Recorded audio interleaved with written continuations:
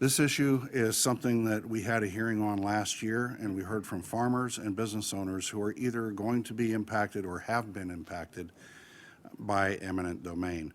The fact that these business owners aren't compensated for goodwill is a travesty, especially considering that goodwill is generally understood and a generally understood and accepted principle in the world of business valuation. Consider Coca-Cola.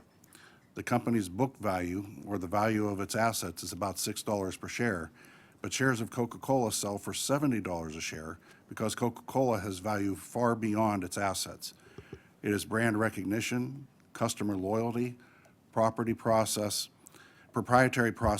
and a whole host of intangible components that create a large amount of goodwill value.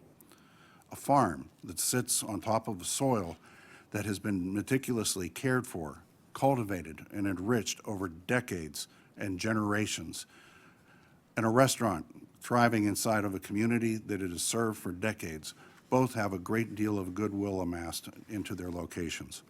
Forcing those operations to pick up and move destroys that goodwill, and these businesses should be compensated.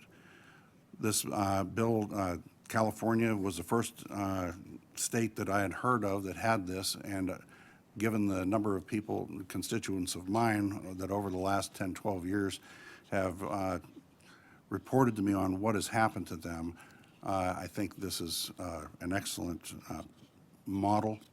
Like I said, I think last session, can't believe I'm modeling a California bill, but I would urge a yes vote on the bill. Are there any questions or comments on the bill?